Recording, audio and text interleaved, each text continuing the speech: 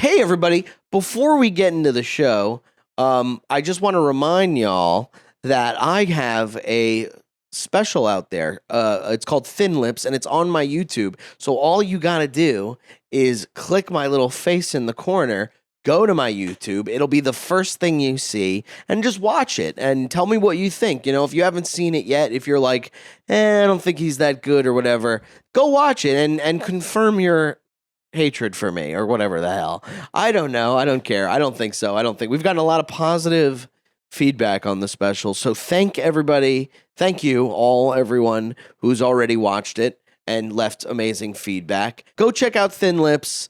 Let us know how you feel in the comments, whether you hate it, whether you like it. Send it to a friend, and let's try to get this to 10 million views by Sunday. That's the goal. And guess what? If I don't get it, something bad's going to happen. Could be to myself, could be to other people. Maybe a little bit of both. Enjoy the show.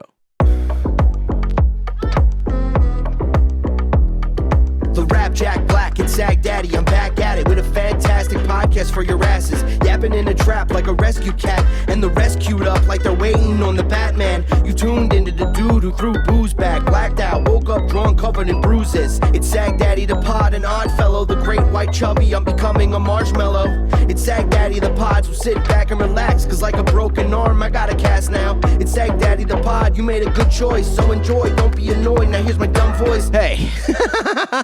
I'll tell you what, I was watching the monologue for the Aaron episode, and I'm literally like my shoulders and my back are higher than my head. I'm like, I'm turning into a frog. All right. Well, what's up, everybody? Welcome to another episode of Sagdaddy the Pod, coming to you live from the Cat Hair Lair, repping 516. Sagdaddy to God, the sluggish man. You know what I'm saying? We're out here. Nicole Lyons. We're going to call her the Lion Queen on the ones and motherfucking flipping twos. And what's up? We have a great episode for you tonight. Jeff Arcuri is here. You may recognize him from his clips and stuff like that. I hope I wasn't too... I could not hold it in that I hate crowd work. I had to tell him. Now, did that feel weird when I was like, I fucking hate crowd work? No, right? I felt like you meant it for you. Yeah. And you do different types of crowd work too, to be fair. Like he's very much like he'll like start to poke and then they'll say something and he like is not afraid to just double down and like be silly about it. So you're more of like you fumble into it in a fun way or you flip out on them. Well, I wanted to be a real person and I didn't want to be like, I didn't want to have one episode where I'm talking to Joe List and be like, I fucking hate crowd work. And then I have Jeff in here and I'm like, and be like, and like, being like, and not mention that it's I just don't like it that much. So, and he's just a great sport. Like I was like, at one point I was like, stick up for yourself, man. I'm like, how many times do I have to tell you I hate crowd work before you fucking kick my ass or some shit? So it was a fun episode. We really talk a lot of shop. When it comes to comedy and stuff, which I think is really interesting. And if I were interested in comedy, I would. This is an episode I think I would really enjoy. If you're thinking about getting into comedy and stuff like that, I think this is. This reminds me of like one of those old Pete Holmes "You Made It Weird" episodes. They're like WTF without all the viewers. Without all the listeners. Which brings me to my next thing. Once again, we're shaking the can. Donate some money. Tell your friends. If you don't have any money, it's fine. I don't have any money either, so I get it. It's fine. But tell your friends about the show. Put on your favorite. If you're on a road trip, put your favorite episode on. You're with somebody. You go, you ever listen to Sagalow's podcast? And that guy goes, Sagalow, the 4-inch penis Amy Schumer guy? No, I don't think so. And you go, no, he's actually like. He just put out a special that's pretty funny, actually. And his podcast is actually kind of fun to listen to. This is such like a window to your psyche. It's crazy. And then your friend will go, all right, I guess you could put it on. And then you go, and then you press play, and it goes, the Rap Jack Black. And your friend goes, take it, get it off. get it off. And you go, no, it's actually pretty good rap. You go, get off his fucking dick, man. And you go, I like Sagalow. Just, I don't, whatever. Just you're glazing him too hard. All right, fine. Let's just listen to something else. And then you put on Smashing Pumpkins. Or the Gin Blossoms. So anyway, thanks for listening. Thanks for being a part of the show. I hope you enjoy this episode. And if you don't, there's a new one out next week. Don't complain, please. Or do. It's a free country. We've done 4 episodes today. I'm losing my mind. I've had so much coffee that my eyes are vibrating. We'll see you. And share the special. Watch the special. Share it and watch it. All right, bye.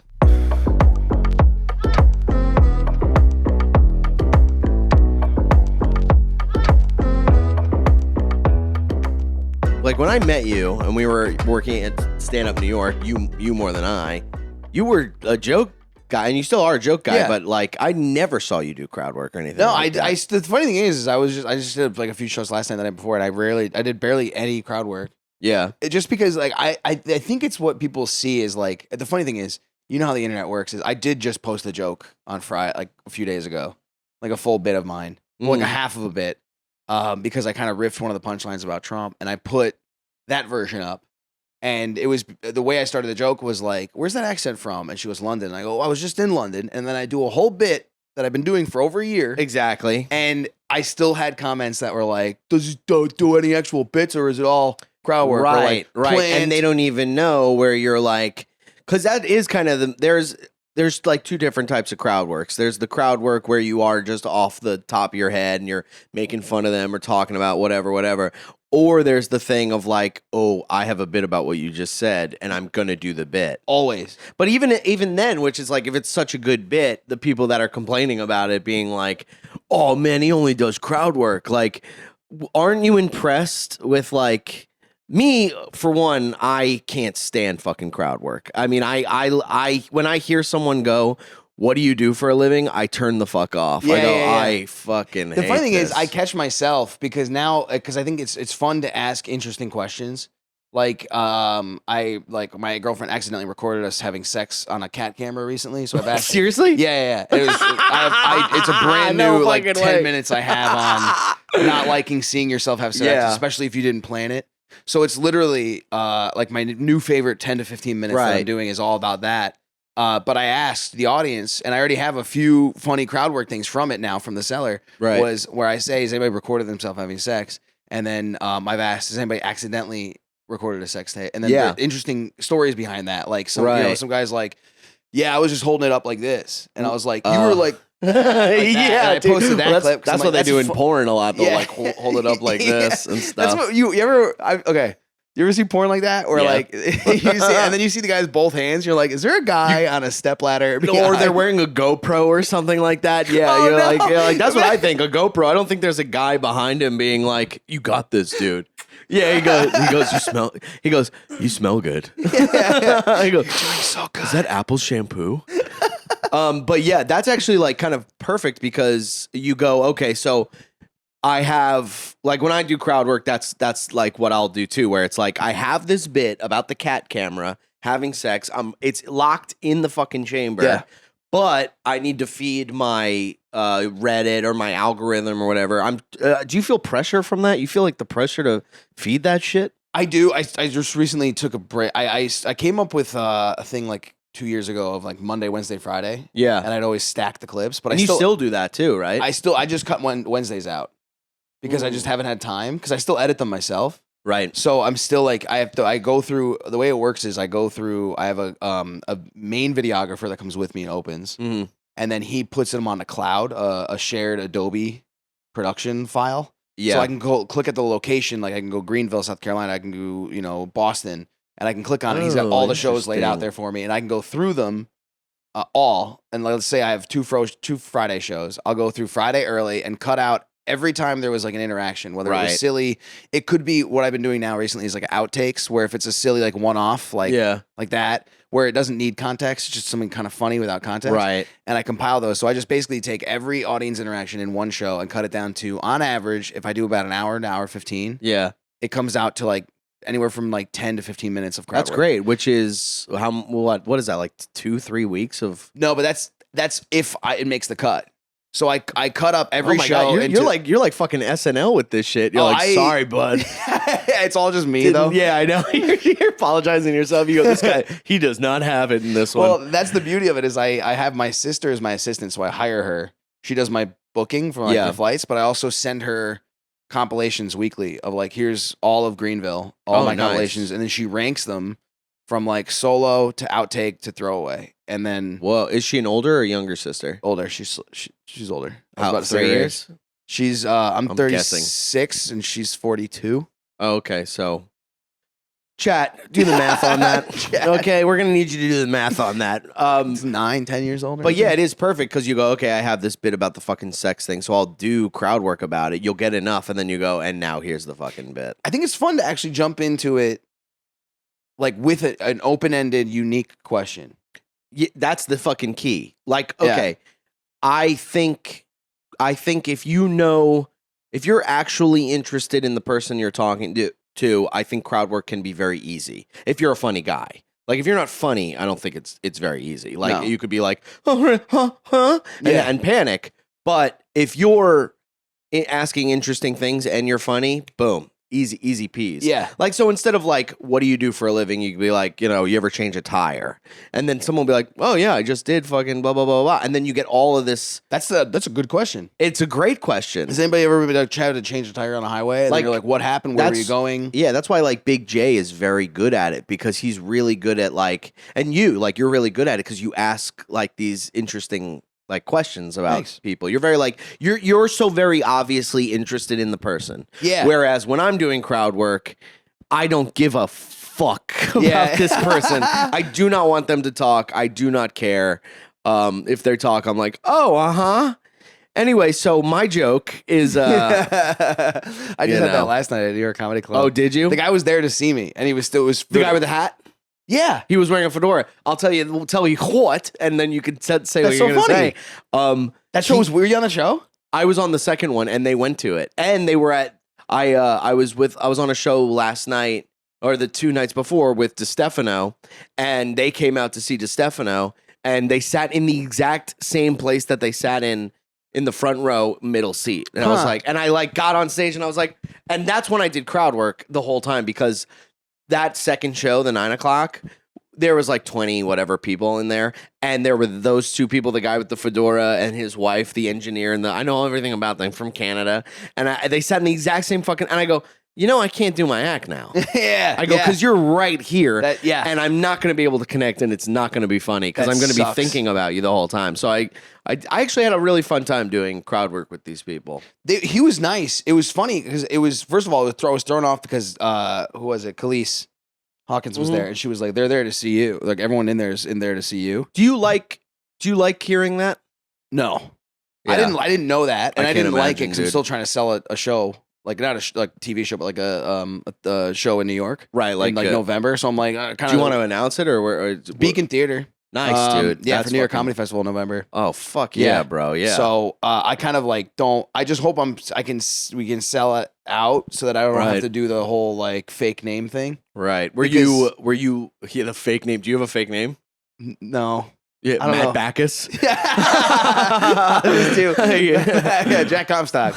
Yeah. Yeah, just your friends. They're like, what the fuck, dude? Just my name with the word "not" before it. It's not him. Yeah, someone reading it go, oh, why would they? I think it is him, but why would they say not him? Yeah. Yeah, that's cool. So when the people are promoting you, which I get what the clubs want to do because you sell tickets, so they're like, all right, we want to put your name on the thing. Does that bother you when you're trying to sell at the Beacon? Or are you no, not yet. I mean, it's in November, and right now it's end of August. Oh, yeah, because you're doing it for I'm like, if it comes, I talked to my agent about it yesterday. I was like, if it comes to October, then we can maybe start thinking about like, hey, I can't be on the thing because I'm just trying to make sure I sell it. But I think I can do a lot of pushes before that to not worry about that. But it's also 2 different shows. Like, yeah, there is you doing, I guess it does make sense to not.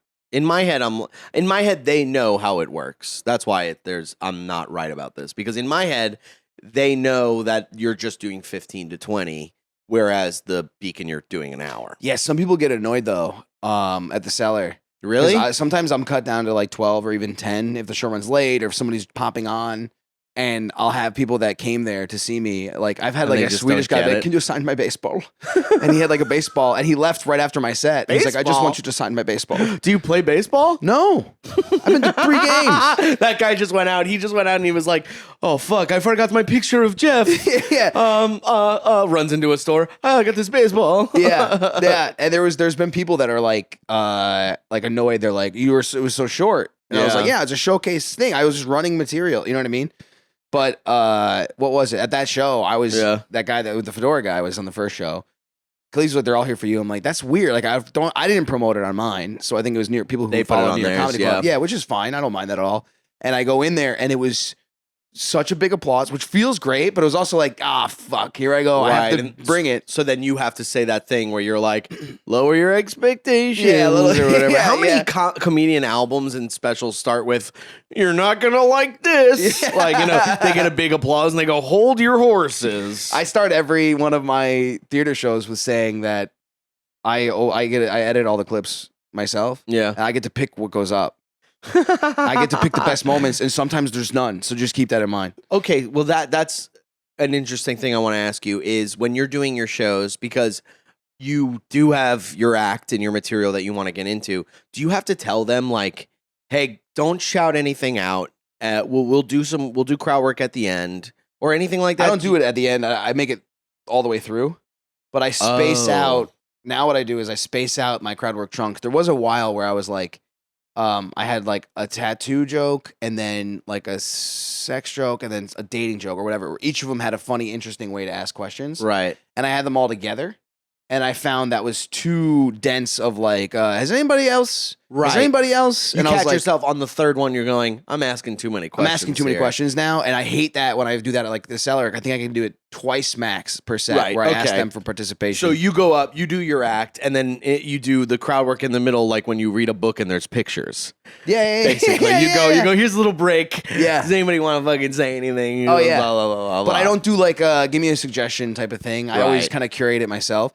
I used to go out and be like, I used to make it into a bit where I'd be like, I don't want you guys thinking like you can insert yourself into the show. I'll find you. I'll find ways for you to participate. I'll ask questions. If you participate. But just don't like say like woo and then like hide. Because if you don't want to play along, you could just watch the show. I'll never find you. Right. I'm not gonna point you out in the audience and be like, what does that shirt say? Right. That's one of the worst things is when someone's like blah blah blah and you're like, what? And they're like, they just stay silent and you're like, well, you ruined the whole thing. Have you ever made anyone cry? Yeah.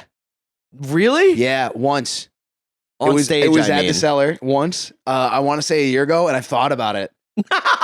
Because it was, I remember this. Because I didn't even think about it that much until like the 2 days after, like different managers were like, I heard you made someone cry. And I was like, really? Oh, it's like making its rounds. Dude, and at the cellar, shit makes its rounds. You can't tell anybody without, of course. Without everybody I had to cancel knowing. spots because my girlfriend's cat died, and I heard a lot of shit about that. They're like, cat? They're like, dog maybe. I hope my girlfriend cancels her entire life if my fucking kitty cat dies. Yeah, see? I just stayed an extra week. And I hung out with her. I wouldn't make her do that. But it was... that's crazy, bro. It was some lady that was actually on topic of that. There was some lady in the audience who I asked about dogs.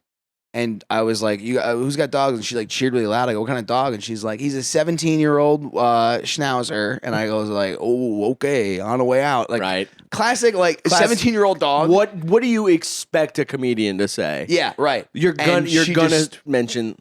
Oh, yeah. Like I just brought up his mortality. And now let me ask you something. That's fucking hilarious. What did you do in that situation? Were you like, I'm so sorry, I didn't mean it, or would you go? Because I heard a story. I'll let you answer that question, but I'm gonna give you a little context for my question to you. Okay. I heard a story about a comic recently who was at the cellar and I bet you know what I'm talking about here. 2 days ago? It was 2 days ago, yeah. I was on that show. No fucking way. That was the nicest I was ever to an audience. Just like, it doesn't... Okay, so... what do you do for work? Bet something cool. I bet everything's great. So for those who don't know, obviously, there was a comic at the cellar who went up and was just doing their thing and was doing exactly what you're supposed to do, little crowd work, la la la la. He he asks someone Hosting, by the way. Hosting. And first comic everybody sees in the night. He asked someone in the front row something about them having their arms crossed, and they said, "I'm sorry, I'm on the spectrum." Right. So then he goes, "You're on the spectrum. I'm a cactus. We're all identified as something." Makes fun of him. Fine, whatever. Moves on to another couple, right? And they say another thing where they're like, "Oh, we don't speak English." And he goes, "Oh my God." So he's doing exactly what the host should do. He goes, "This fucking couple doesn't speak English. These guys are fucking autistic." Da da da da da da da. And like, then the woman, the autistic woman starts, "Okay, am I wrong about this?" I got the story right from the same person. It was right after. And I think what he said was like, why would they put you in the front? Why would you be in the front row if you're autistic and you don't want to look at us? Or like, it was like really harping on the autism and like, why are you here? And he's like, I paid $35. Like, right. And then so she started crying. Then this host, and stop me at any time if I'm getting this shit wrong. No, you got this host asked the band to start playing because they have a side band on the stage. Asked the side band, this guy Red, to start playing, some music. And what song? I don't know. What song was it? Just some like jazzy kind of whatever, right? No, it was something more autistic than that. No, jazz? Are you kidding me? I don't know. Unpredictable tones? No way. I don't know. So she's playing. He's playing. It was just the C notes over and over again. Hung. So they started playing some music, and then this comic went on his like knees or whatever, and was like, "Everything's okay. It's all gonna be all right." And like trying to like, which to me isn't the thing to do. No, because I would get very mad if someone was crying. I would go, "Stop crying." I know I'd ruin the show probably. Yeah, so that's probably that's bad. Worse. I don't know if stopping the show to maybe apologize, not stop crying. but I think I don't know. I think was so with you until you were like, your face. until what you said. Yeah, probably not stop crying. But Just okay, keep screaming, look at me. Look at me. Look me in the eyes. I'll touch your ears. You throw toothpicks at her, count them. Count them. Yeah, how many are those? No, what would you do? I honestly, I do think, actually, I kind of take back me saying it. I don't think he did it. I think he did what he had to do to be the host. If you're the comic, you're done. Like, you walk away. He still has to bring up 6 more people. Yeah, and they hate him. So he can't be an enemy. He'd rather not be funny. I think he'd rather not be funny than be kind of funny, but then was an asshole kind of. Not me, because he's not an asshole. He's a great guy. Right, but but saying what I would saying would be an asshole thing to be like, "Don't cry. What are you, crazy?" Yeah, pointing it out would be insane. Yeah, because honestly, no one would even know she was apparently crying. But that's not what I heard. She was like like everybody fucking heard her crying. Oh man. So you do have to kind of point it out, and I guess you do have to be nice. You have to go, "I'm kidding. Come on, we're all having fun."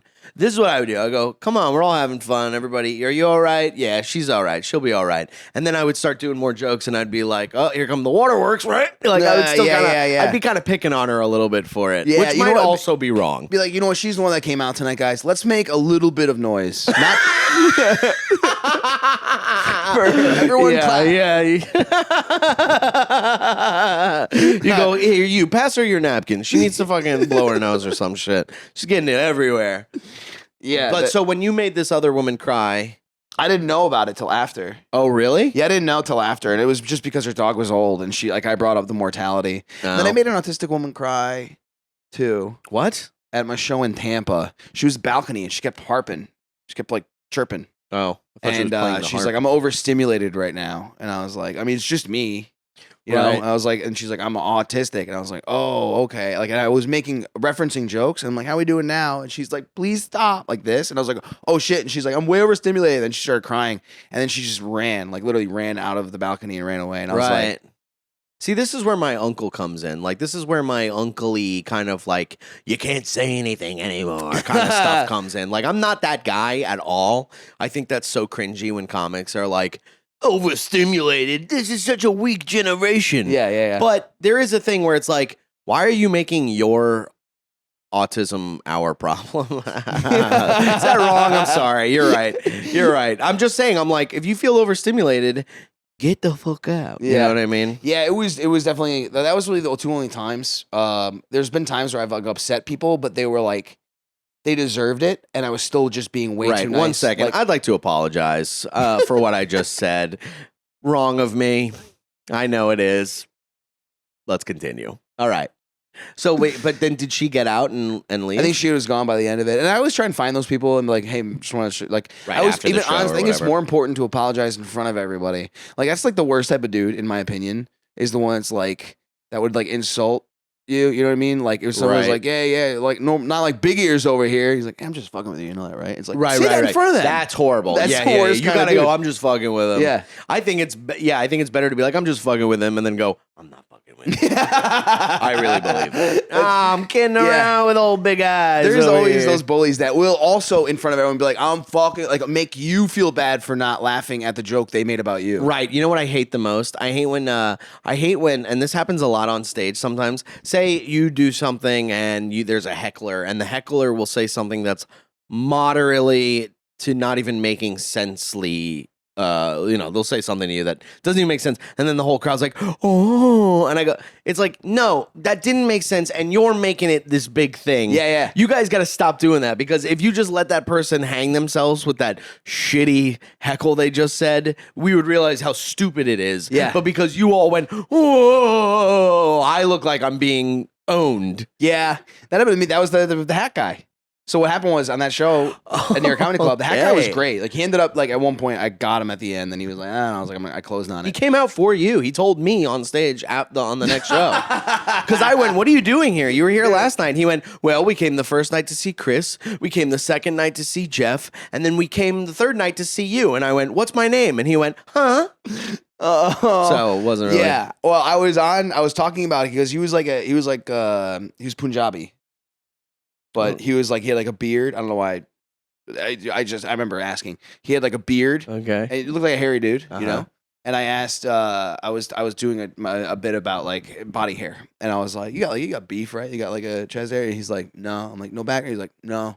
And then later on, I was going on and I was like, you got leg hair though, right? He goes, I'm good, man. Like he just went like, I'm good, man. Like, Whoa. like don't. And I was like, okay. And then he was like trying to be playful about it, but anyone behind him was just saw him go like, stop. And I was like, okay. Right. So then I was like, I'll just talk about me. Like I try to make it awkwardly funny. Yeah. And then at the end, I made a joke about how like somebody was jerking off behind me, and I was like, and it was this guy being like, "Are you good now?" Like, I just did that. That's And he's funny. like, A little callback. He's like, "Okay, "You got my ass." You get the tip of my hat."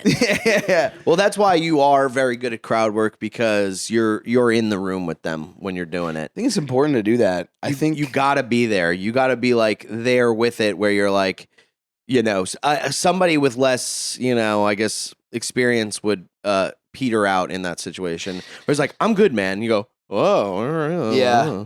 That's what kind of I get annoyed about is like people always say like I do get it. There is a lot of bad crowd work out there. Yeah. There's a lot of it. There's also a lot of bad jokes. There's a lot of bad tweets. I also think the best crowd work sucks ass, but Sure. Yeah. I think there's a way to bring the audience into it that's fun for everybody. There you go.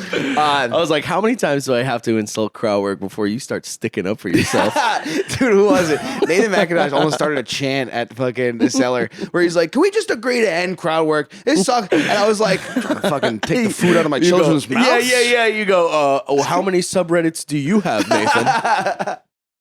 Oh God. No, I mean, there is a place for everything. I do think it's oversaturated. I just call it riffing now. I don't call it crowd work. I'm just That's riffing. great. Yeah, you're just riffing. You're just having fun. Just riffing. What yeah. do you do for work? And there's also something. There's also something for everybody. You know what I mean? Like I think if I was just a comedy fan, I would be. I mean, who knows? This is a fake world I'm creating, but I think I would be the same guy I am now, where I do only like jokes. Sure. I love a solid bit. There's something for everybody. Like some I don't people even watch like crowd that work. shit. I don't watch any other really crowd work. No, neither do I. Like I literally tune out if someone is like, "What'd you say?" I'm like, Yeah. "Nope, I'm out. Yeah. I'm out. I want to hear the the jokes that you wrote." Yeah. I know. I definitely do think it has a shelf life, but I'm like, luckily, I'm like, that's why I'm not like posting any material. I'm just like cataloging Right. it, so I have a lot to go with or whatever. Yeah. But Was it weird when you were like, someone made me a subreddit for me? somebody made it for me. The first guy to ever come up to me and be like, "I'm a big fan of your work. I came here to see you." Yeah. Is now my moderator and my website designer because he came to the cellar. I signed his phone bag. And then signed his phone bag, like the bag, yonder bag. Sure.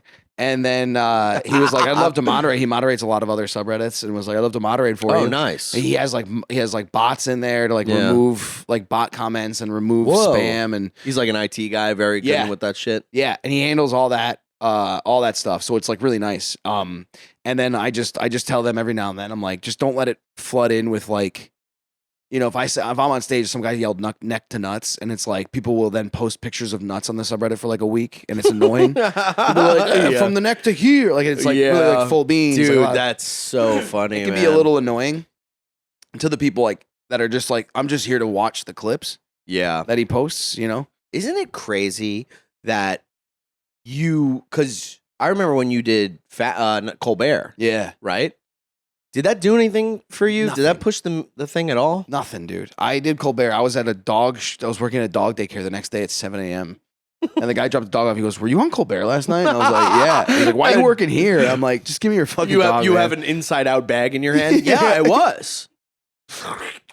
You go, just kidding. It's it's that humor we do on Colbert.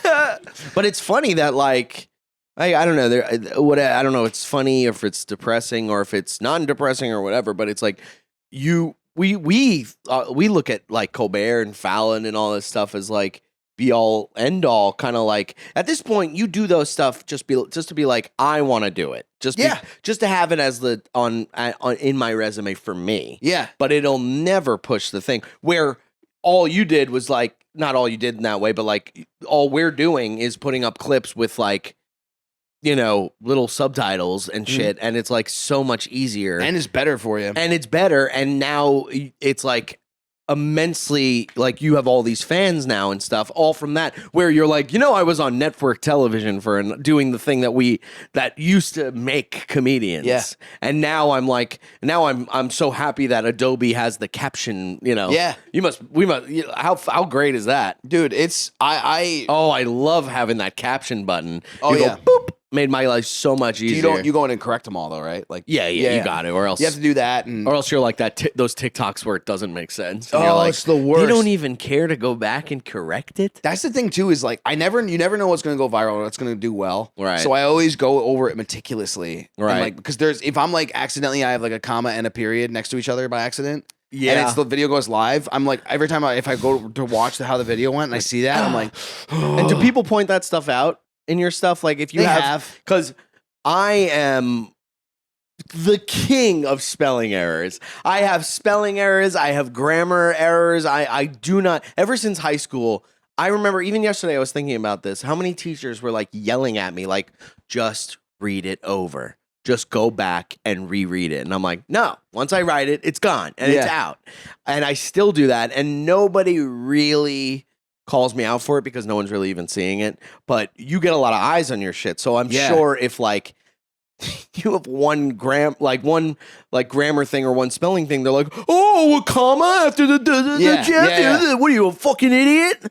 Yeah, they like to do that a lot. And there was somebody who told me early on, they're like, there's a trick to the algorithm that if you misspell at least 2 words, you're going to get more interactions because people will comment. And I go, show them my fucking videos because I'm not getting any, you know, I get whatever. But I'm always misspelling them and shit. But that's so funny that, because I've heard so many algorithm tricks where they're like, theory. Yeah, if you misspell something or if like put a question mark after or start with a question and it'll do a thing. Do you notice any, or is it just quality? Are you just like, it's just quality? I noticed that the higher quality videos of video and audio quality, audio is number 1, video is number 2, captions number 3. Captions number 3. In terms of like what will survive and what will do well. But sometimes you see these things where you're like, they don't have any of it. It's like a fucking pixelated version of somebody being like, yeah, what do you do?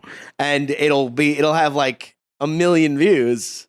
And I just went over a video because I had my guy couldn't come to Canada, so I was in Winnipeg at this at this venue, and they had in the middle of the venue, upper area, they had a guy recording I asked him to record, and I say I want minimal tracking because I want to be able to edit myself, so I don't want you following me the whole time because then I have to counteract yours. Right. And so I go just a wider shot, but make sure I'm in focus and make sure the audio is good. Right. And they gives me the clip at the end of the end of the night, right after the show. He goes, "Here it is," and I was like, "This is not going to be good." Right. If you can just put it on a hard drive and give it to me like that. Yeah. And I opened it up and I was like livid because I had like a breakdown on stage in a positive way. I went through something and then I talked about it so open and honestly right after it happened, and I like melted down for like 5 minutes and laughing away. Some of the best. I was freaking out about something, and I was like, I'm so excited. This is gonna blow up. Right. And I'm looking at the video and I go, oh fuck! I zoom in to go to like the portrait size. Yeah. And I am just a fuzzball. And I was like, and I saw that the next day when I went there to go edit early. I went there earlier and I was like livid. And I still had a show in like 30 minutes. And they're like, yeah, man, it's just the quality of it. I go, I would have hired somebody. Right. If you guys didn't say, hey, we got it. Right. And you know well enough that you're like, because I think a more like amateur brain when it comes to this stuff would be like, well, maybe I could put like a picture of myself and then have the audio for my thing, but it's like, that'll never work. My girlfriend said get an animator and just use the audio and have an animator for it. And I was like, that could be funny. You're like a cartoon breaking down about like... That's what I'm like, that looks like a breakdown in a breakdown. Yeah. Well, that's what I was going to ask you. Have you ever had a situation where when you're doing a weekend and they're filming all the sets and stuff, do you get the set that night? Are you like, give me the set that night? Or at the end of the weekend, they give you all your sets? Usually, not even by the end of the weekend. Is if I've been hiring people when I can't get my guy to come with me, and I tell them like, you got like a couple weeks. I'd love to have it in a couple weeks. Right. Well, say you can't bring somebody with you, and it's just the club cameras and audio tape. If it's club cameras, I ask to see. Yeah. Because there are some, like, I don't want to name the places, but some are like, just use ours, I promise you. Right. And then I'm like, this is dog shit, dude. I also hate when they're like, we'll send you a B camera and a C camera. And I'm like, I'm just I love that, though. I know, because it adds. With Adobe, you can combine them all, and all you do is press 1, 2, or 3 to switch between the cameras. Yeah. It's actually pretty sick. Zanies does that. And that's where I got my most viral clips was they had 3 angles. Oh. And an audio, like 2 different ambient plus mic audio. I get overwhelmed. So I did too. But then it was so worth it when I was like, all right, let me just compartmentalize this and slow down. Well, let me ask you.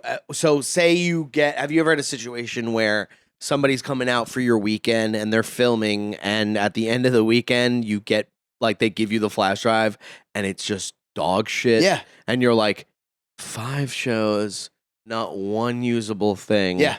Do you feel like, obviously the money is good and obviously it's fun to do shows and you got fans coming out, but is there a bit of you that's like, this whole fucking thing was pointless? Yeah, and you're like, now I can't use it to propel more. It does suck. I always told my agent, like, I'm like, priority is the show. I want the shows to be good live. My biggest fear is like if somebody has like if I had, because I've had bad shows. I've had shows where I was like, I almost walked off stage a couple times. Really? In Why? Buffalo, I almost walked off stage because they were chanting, where? Let's go Buffalo. Oh, in Buffalo? They were chanting for the Buffaloes. So I like for the Buffaloes, the Bills. They're just chanting for Buffaloes. They're like, yeah, I'm a bison guy.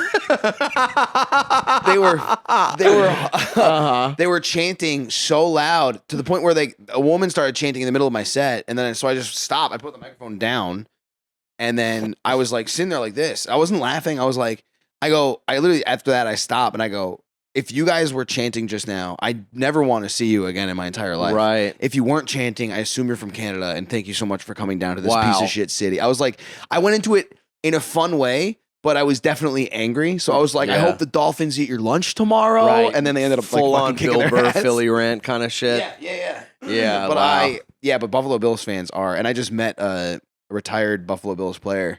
And he's like, you said you're the Dolphins? He was like, well, after I said that, he's like, you said what to them? Like, wow. So that was one time that you almost walked off. What were the other times? A woman. Have you walked off? No, I've definitely stopped my last joke short, and I go, I just got to leave it there. I'm sorry, guys. And I just, and then people would like, I'll mostly get like apologies, like on the internet, like, hey, sorry for our town, right? Which makes me feel good, but I also don't want to blame the town. I feel bad for the audience members that are like embarrassed for their town from that. They're like, oh, you're making us look bad. Yeah, there was a lady I had to stop. I stopped the show to be like, all right, I gotta go. I go, I'm gonna wrap it up and tell you this last story. And I'll tell you this much, guys. It's like a 3 minutes. I've did this where I was like, it's a 3-minute story. I promise you there's payoff to it. Yeah. It's gonna be funny. Please don't yell out at all during this part. Yeah. And then we'll have a great night. And it was literally like 3 lines into the joke. Some lady's like, what? I have a joke about circumcision, so she's like, "What was it? Circumcised?" And I go, "It wasn't. Thank you guys. I gotta go." And I just walked off, and then everyone's like, "Wait, what happened?" I was like, "I asked nicely." That's so true. And I was like, and I just, and you know what's funny? And if you were like, well, maybe not you, because that bothers me too, and I'd do the same thing. But if I was in a better mood, that would brush right off, and I would go, "It wasn't." So I was da da da da da. But when you're like, I told you. Yeah. I told you not to do it, and now you're just blatantly disrespecting me, and I will kill you all. There's something so bad about being cranky, especially when I do a lot of, like, if I do a handful of crowd work for every show. Oh, yeah. I would only say about 20% of the show max. Mm-hmm. But if I'm cranky, it conveys. Like, if somebody doesn't respond quick, I'm like, I'm the same come way. on. I'm and the same way, hate dude. that. Yeah. So I try and get, I just literally just had a conversation with my agent last night about it, where I'm like, she's like, and this place to this place, it is a bit of a drive, but your last show's at 9. So if you get back to your hotel at midnight, you could just leave at 8 a.m. or whatever it was. And it's like a 4-hour drive. And I'm like, I can't do 2 theater shows and then 2 the next night, 5 hours away. Right. If I'm going to be like a nice person at the Right. end of the night. You're going to be cranky. Yeah, because I'm not going to sit in a van. I'm not going to take a good nap in a van and be okay. And so like we're working it out where that doesn't happen anymore. Oh, you have a driver? No, I just have I bring guys with me. Oh, and we they drive rotate. a van? Like, what are you, a Band? AC/DC? Yeah, because I have merch in the back It of says the van. fucking your So we name pick- on it says Jeff on the side of the It just van says Jeff. with like a wizard and a dragon. Yeah, or that guy. Yeah, you got a microphone up to your head. That sucks.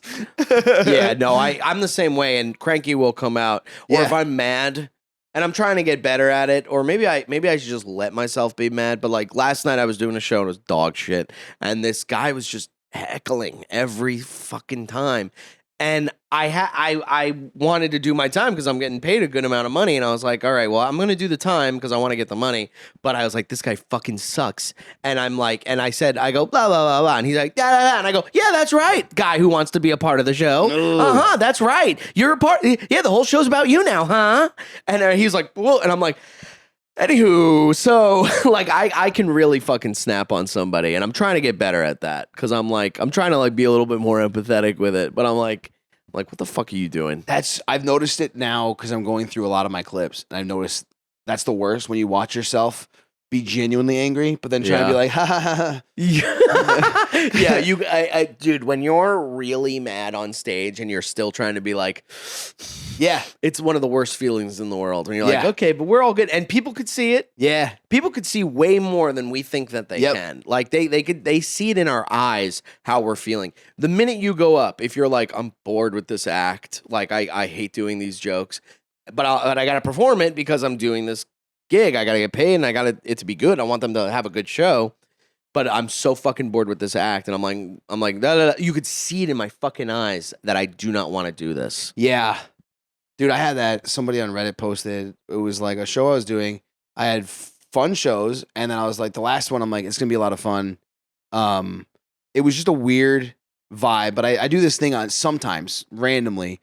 We always ask for Uncrustables in the green room. That's like my big thing. That's in your rider? Yeah. What are you, fucking 5 years old? Yeah. Well, it was actually Matt Backus's idea, and now we devour them every single. Genius. You put It's them in a the great- freezer?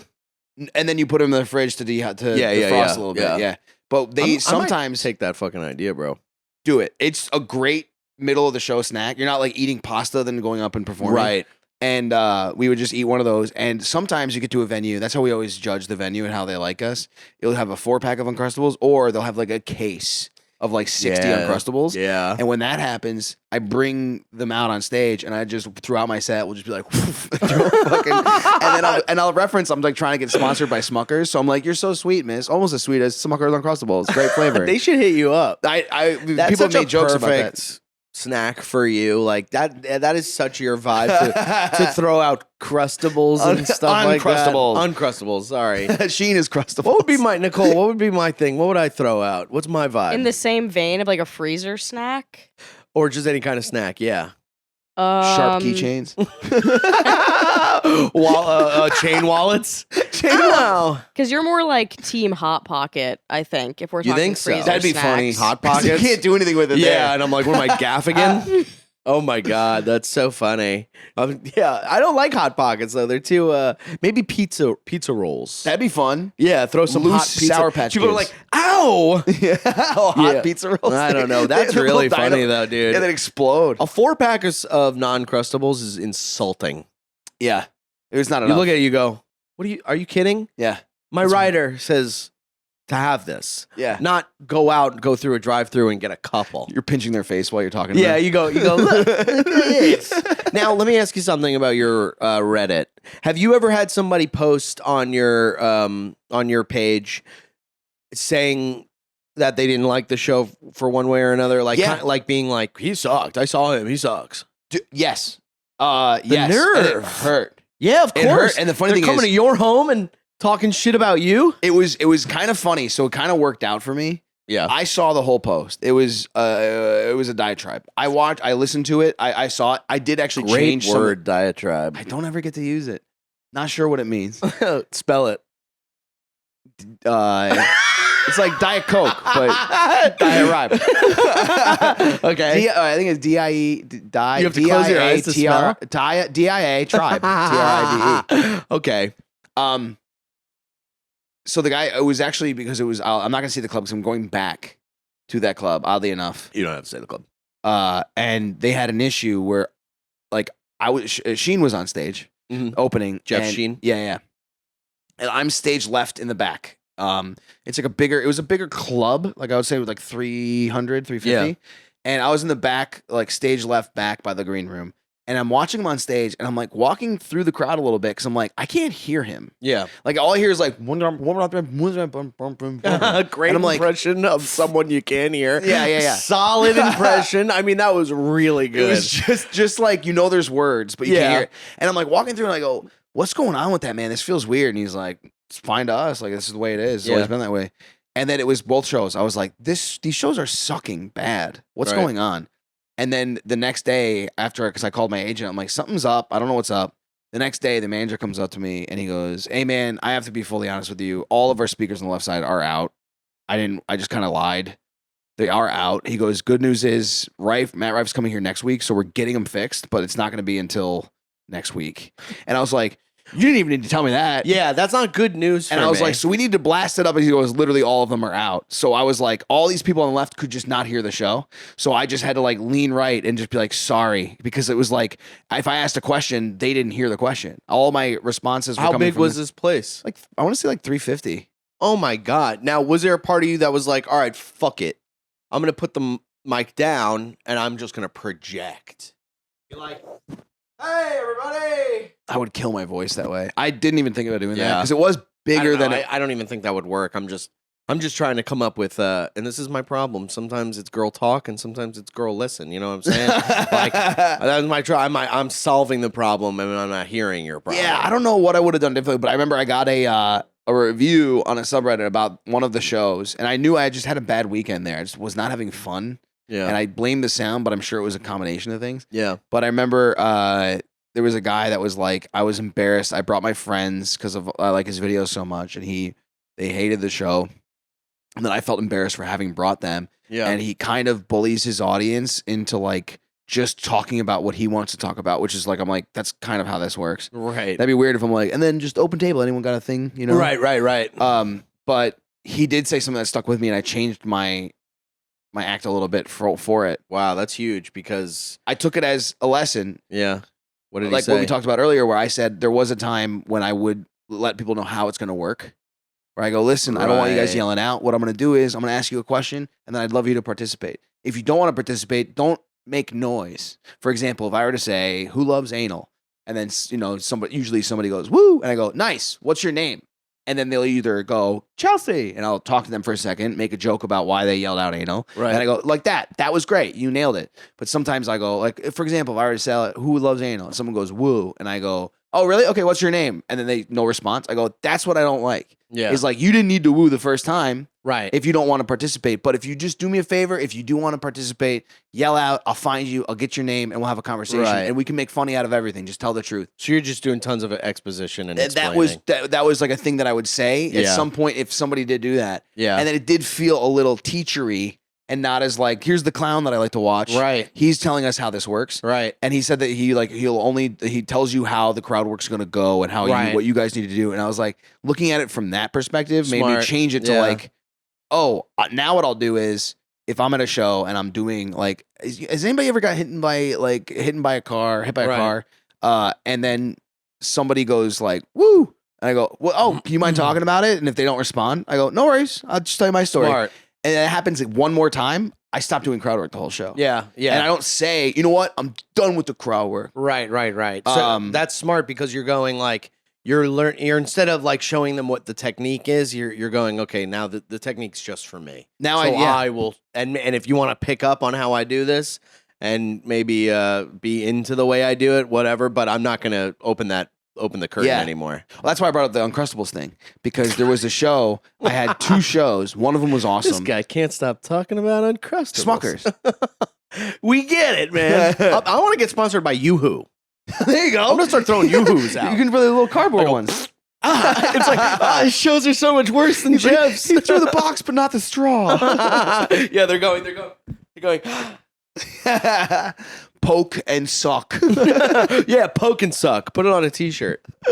Yeah, but I was doing a thing where I even said in the beginning of the show, I go, I love Uncrustables. I go, when you guys are going to be a fun crowd. I can just already tell. So when some fun shit happens between you guys and me, I'm gonna chuck some Uncrustables out at you guys. And I did it with the first 2 people. Yeah. And then at one point, somebody posted on the subreddit because they saw through what I was doing, and I moved the Uncrustables behind the stool because I'm like, I'm not gonna do crowd work anymore. Yeah. I'm gonna remove the Uncrustables away and put them behind the stool. Like in the middle of my set, I was talking, I just moved them down. He's like, and then at one point he just gave up on us completely when he moved the Uncrustables. I was like, they saw that. Have you ever thrown an Uncrustable so like much harder than you intended, and it like smacks someone in the face or something? Like not yet.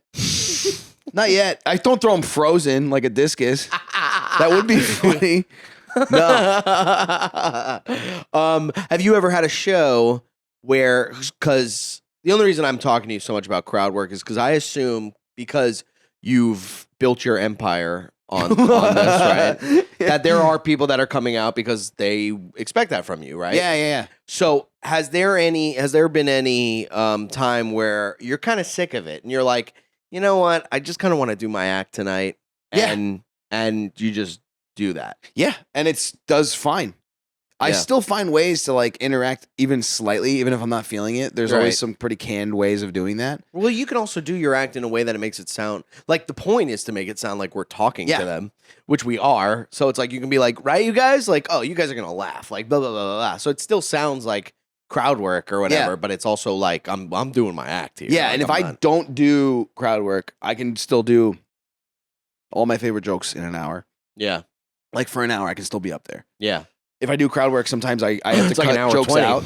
Or I've done an hour and a half before. I've done almost 2 hours before at like a casino gig because I was just. What are you, fucking Cosby? It was so fun. That's 2 hours. It was Jesus so Christ. fun, dude. It was close to 2 hours, and I didn't even realize it. Berlin, I did like an hour 30. Berlin, yeah, Berlin was out of Europe. It was like it was my biggest venue at the time was Berlin. Whoa, and then I had done I think it was like 900 or something like that. Whoa, that's so cool. And they were 900. So nice. Wow. So nice. The only people I had issues with in Europe were like expats. What's an expat? It's funny. I said that to my girlfriend last night, and she's like, "You say that like people know that." I'm like, "It's a common like an expatriate, an expat, like somebody who moved from America and got citizenship." And what are you, fucking a country singer? Go, this was for all the expats. I wouldn't know any damn expats. Job. Expat is like somebody who leaves America. Holy shit, dude. Like an ex-American. Yeah. Oh. Wait, what? It's an expat is a say it again? Someone who leaves America for another country. Like in the war or something? No, like if I was born in America, I'm an American citizen, and then at 25, I moved to Belgium. Oh, for some reason, an expatriate, I just pictured a person who is in the army. Whenever I hear patriot, I'm like a veteran? Yeah, that's exactly what I thought. I met some veteran. I go, I go. Someone goes, I'm a patriot. I go, oh, thank you for your service. Oh, an expatriate. Now I hate this place. Well, dude, I think where were we at? That went by, right? Yeah, that flew by. The only other thing I was thinking is, was it Uncle Vinny's where you flipped out?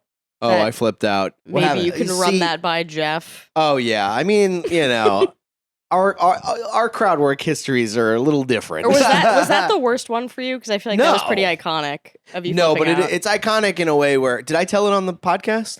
I don't know on this one. I did Uncle Vinny's, and Uncle Vinny's is a club in New Jersey. It's in the Jersey Shore. So strike one. And it's a bring your own beer, strike two. Oh yeah. And that's Ariel. That's where Ariel Elias got that beer thrown at her. Yeah. And I was featuring. That was a beer from home. I know. that beer was brought to almost it was made to assault someone. A lot of traveling that day. Yeah. It's like in No Country for Old Men, where it's like, No Country for Old Men, when he's like, this is your lucky quarter. It traveled all this way to get to you. Yeah, God, that scene's so good. Yeah. It's like, well, what am I supposed to bet on? I need to know what to bet on. Anyway, whatever. No, do the whole scene. He goes, you must call it bink heads. You're lucky. Okay, anyway, whatever. So, come with me if you want to leave. Come with me if you want to leave. So I was at Uncle Vinny's and I was featuring for someone who used to do this show. Remember that metal show? It was a show on VH1 with like a bunch of comics who were really into metal. And they were whatever. So Don Jameson. Don Jameson was who I was featuring for. Doesn't matter. But anyways, I was featuring for someone, and I'm doing not crowd work, but I'm doing my act. And there was this table of these squawking, bachelorette party, basically. And I say squawking not in a misogynistic way. They were literally going like. Like just fucking, and I'm pulling out all the stops to make them shut up. I'm going like, guys, I go, hey, what are you guys talking about? That's okay. We'll get to that. Can you guys let me do my thing? Can you let me do my thing? Well, I'm pulling out all the stops. Dude. At one point I go, well, nobody here paid a ticket to hear you guys talk. Am I right, you guys?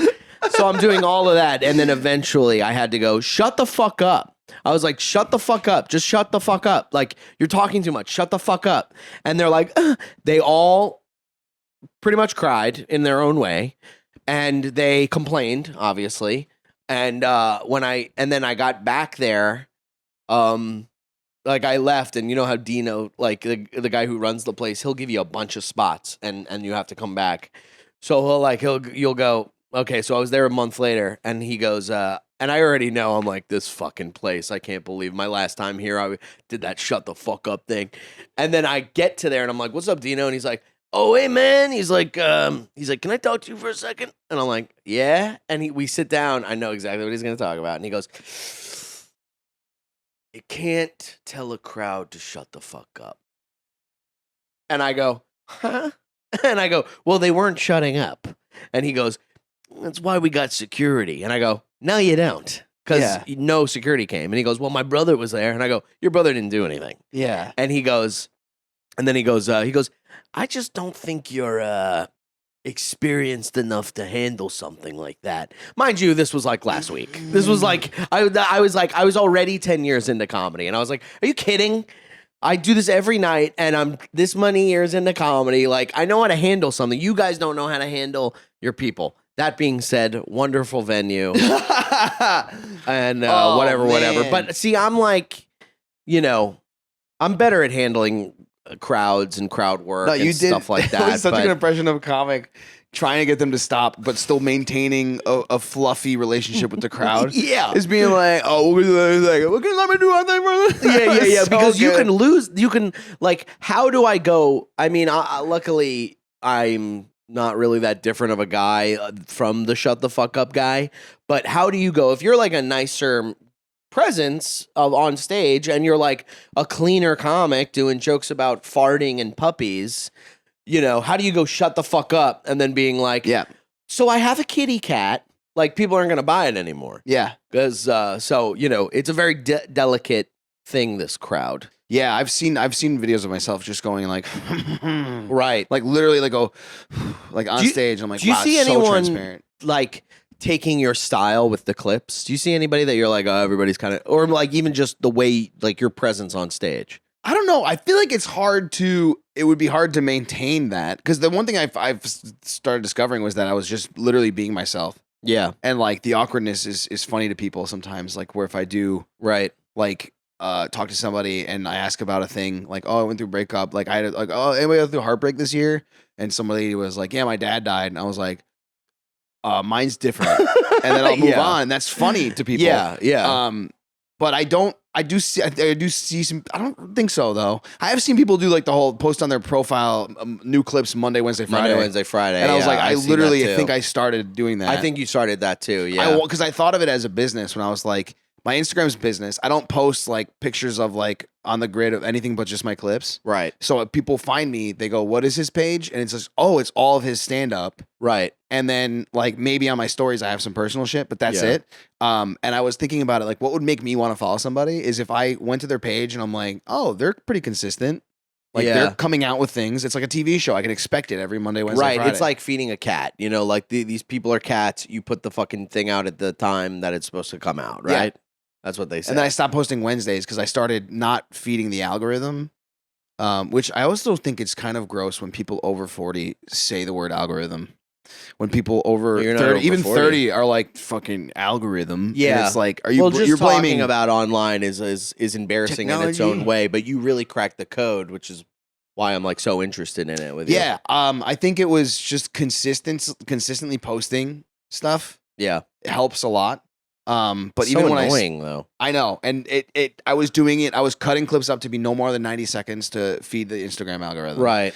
And then I started, when I decided to stop cutting Wednesday clips was when I said, screw it. If this clip is funnier at 2 minutes and 12 seconds than it is at 1 minute and 30 exactly, I'm going to just post the 212. If it doesn't hit as hard on the algorithm, that's fine. I'm doing a disservice to the people that already follow me if I'm posting a lesser version of it. Yeah. So now instead of like I'm doing outtake compilations, so at least 3, 4, 5 times a month, I'm posting a clip that's like 3, 4, 5 minutes long. Right. And I go, that's the trade-off for me not posting Wednesdays is I'm no longer doing Crazy Lady Part 1. Right. You know, do you think to the Part 1s and Part 2, like when you do a part, do you think that does less well than the ones of like, oh, well, this is just one clip and it can go viral and whatever? Or is it like, stay tuned for Part 2 of Crazy Cat Lady? Both. Really? I think that if Part 2s go crazy or Part 1s go well on the internet and they see the title Part 1, have you ever done that on TikTok where you're like, fucking, I have to go to the page and find out where Part 2 is? Right. I've done that. So that creates engagement.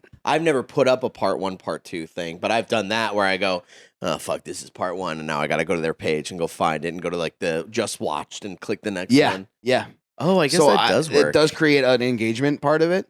But I do think it does. It depends on the clip. I always said to myself, there has to be a funny beginning and a funny ending. Yeah. For it to qualify as its own clip. Yeah. Like it can't just be, and I don't like to do the whole like the first 20 seconds of a clip is just the last 20 seconds of the last one, in black and white, to be like, this is what happened last week. Right. So it has to be funny on its own. Yeah, you don't want to have to remind the people that this is you're putting Part 2, but you're not like, oh, remember this fucking thing. And when you do a Part 2, do you do it the next week or do you do it the next day? Always the same schedule. So if I do a Part 1, like I'll do the most recent one I did was outtake compilation, London outtakes Part 1. Right. And then I did that next time I posted was London outtakes. That was funny. I think I saw that. Yeah. You got a funny English accent. Thanks. I had so much fun. And the funny thing is, I remember watching, like, doing London and then being like, I don't think I got anything out of London. Right. And then I ended up getting, like, a viral clip out of it. Like, interesting. You know, like, you never know. That's why I record everything and don't use any, like, don't use all of it. Yeah. Oh, my God. That's like the sign of someone that knows what they're doing, because if I'm recording something, I'm fucking using it. I'm like, there's no fucking point. I gotta put this out. I don't give you just shit. have to record literally everything. And there's fewer excuses now with the Cellar New York Comedy Club. They record every set. Mm-hmm. And if you want it, you can have it. Right. So just knowing that it can be recorded removes the whole, like, you're not setting the camera up, like, boop, focusing, and then going on stage, seeing your own red light. Right. You're just oh shit, that's recorded. I can get a clip of that. Right. Or like if you go like, oh fuck, I don't have room, or I didn't charge my shit. Yeah. You know what I mean? I used to do that, dude. I used to run out in clubs I was headlining and set my camera up while the host or the MC, like the middle was like doing their thing. Well, when I started comedy, they were making those little flip cameras where it was just like a flip and it had an external hard drive attached to it, which was perfect. You could just set up the flip. What was it called? Flip camera? Yeah, you put in flip camera. It's just a fucking thing. You press. It was so easy, and then you could just plug it in your computer and put it. That's why I have all these videos from like 2012. Like I have like open mics and stuff that I was doing and all that stuff. Now, do you think it's more beneficial?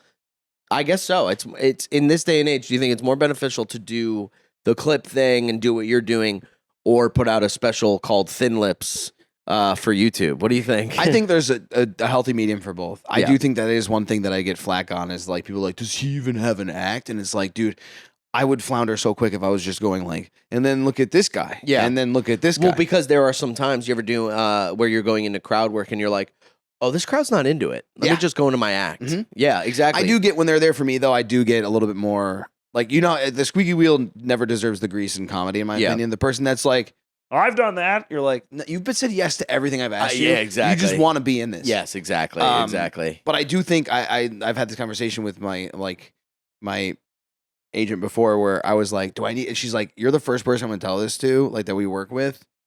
I don't think you need one. Right. Because most people use a special to platform themselves to be like, oh, that guy's funny. I'm going to go see him live. Right. And she's like, you don't need to do that as much because you're selling tickets based on your clips that you're putting out. Right. But isn't it the same way as like, it's the same thing of like the late night set where it's like, I might not need to do it, but I want to have a special out there. I need to do it for me just because there's jokes now that I'm not doing because they're not fun for me anymore. And I think they lost their luster to me, so I don't perform them as well. Right. And I'm completely done with them. And I was doing them, and I was like closing on some of them a year ago. Right. And I kind of wish I had that gusto at the time to record them and put them out. Right. Which I still have the footage, so I could technically put out like all the jokes I don't do special or something like that. But yeah, you should. The longer I wait, the more I know it's gonna need the special I do record. It needs to be what I would want people to think my show is or know what my show is, which is crowd work weaved in and out of all my material, and then a big closing bit that references something that I've referenced throughout the whole show. Whoa. That's it. That's my hour in a nutshell. And I want people to see that. So I want my special, I want to do it kind of what Rife did, which is where he recorded like 4 shows. That cost a lot of money to do. For his Netflix special? Yeah, typically it's 2. Yeah. But he did multiple nights. Oh, he did 4? Yeah. Wow. And I think it was either 4 or maybe 5, but I think it might have been 4. And that's a lot more money. It literally doubles the amount of cost of production. But then you can take all of those shows and compile. Like, if I do ask a question about who's gone through a breakup and I don't get the answer that I want to lead me into my bit or whatever, I have 4 attempts to make that happen. And then they only show the one that worked, and then now, you know what I mean? That is pretty smart. Yeah, it's a little snaky, I guess, but in my opinion, I still can make it funny without that. But I'd want to choose the best version of it. Right, exactly. And is it 4 shows in between 2 nights? That's what I think he did. So you got to get the same outfit a bunch of times. I almost debated doing that recently. My girlfriend brought that up. She's like, "Have you thought about wearing the same outfit for like a theater? Like if you have like." One show one night, the next show the next night, and you can just make it look. I go, I've never done that ever on any of my clips. I've never like doctored them to be like, I was this quick. I said this right after he said that. Right. Like, if I cut something out, it's because I was mumbling or what, I was just making it cleaner. Or you cut the fat. Yeah, that's really all it is. But I'm not cutting something out to like try and get away with something. Right. Yeah. And that would feel a little bit weird to me. It would feel gross. She did that with me when there was a clip where I was trying to cut the fat. And I was kind of talking slow, and then it was a clip I just posted actually, and then I cut to me asking the question I wanted to ask, whatever it was, but I was talking a lot faster. Mm-hmm. So I was like, "But that's the way it is." Do you ever do it like that? And it cuts, right. And she's like, "Trust me, I can do this thing." And she like did a slowdown thing, and it kind of looked seamless. But I'm like, it feels because she was where it was like, "Do you ever do the?" And it was like it sounded good, it looked good. Yeah. Because I tried to edit it, and it was funny. I didn't edit the sound. So the clip was like, that's why I never really go, do you not know what? And I was like, I don't think this is going to work. That's so funny, dude. People are like, I think Jeff's been huffing computer duster. Dude, thank you for coming in. Thanks for having me, dude. It just flew by too quick. Yeah. I really appreciate you coming by. I know it's so fun, right? Sorry I talked to you about crowd work the entire time. No, it's okay. How are you? Not great. No, I'm kidding. I am great. I'm doing really good. What do you do for work? No. I love anal. All right. Thanks, bro. Thanks, man. The rap Jack Black and Sagdaddy, I'm back at it with a fantastic podcast for your asses. Yapping in a trap like a rescue cat, and the rescued up like they're waiting on the Batman. You tuned into the dude who threw booze back, blacked out, woke up drunk, covered in bruises. It's Sagdaddy the pod, an odd fellow, the great white chubby, I'm becoming a marshmallow. It's Sagdaddy the pod, so sit back and relax, cause like a broken arm, I got a cast now. It's Sagdaddy the pod, you made a good choice, so enjoy, don't be annoyed, now here's my dumb voice. So recognizable, ski master, unreliable, diary of a guy who's higher than a freaking diving board. I'm tired, call me biting you as lang, cause you align with your wardrobe. Give that back, you ain't that guy, bro. Kaleidoscope stripping, goddamn I'm tripping, sipping shroom tea, looking at a blank television. Got a girl here gripping, thinking we'll do some business, but that's the last thing that I want. Seriously. Big dog, I'm on shirts now. Still scared that my house is gonna burn down. I'm a rare card, an old Charizard, getting BJ's on a bench of a promenade. Don't know what to do, I got a lot of problems, lot of emotional truths. I menage them, I'm getting robbed every time I get a coffee, cause $6 is just too much. Keep it on the low. We can keep it on the low. We can keep it on the low. But all you do is wrong. Dream team, me and Galene and the four Beatles, kidnapping whores illegally, pumping them full of needles, eating Chinese till Steven asks us to order a pizza. Walk to run to get it, I can't do either. It's Sagdaddy the pod, don't think twice, just bob your head, Dylan, your chicken with no rice. It's Sagdaddy the pod, and on God I won't stop unless I wanna, that's kinda the deal, huh? It's Sagdaddy the pod, no need to deviate, your ears are not the only holes that I'm about to penetrate. It's Sagdaddy the pod, so thanks for tuning in, Truman Show flow, if I don't see you, you can suck my dick.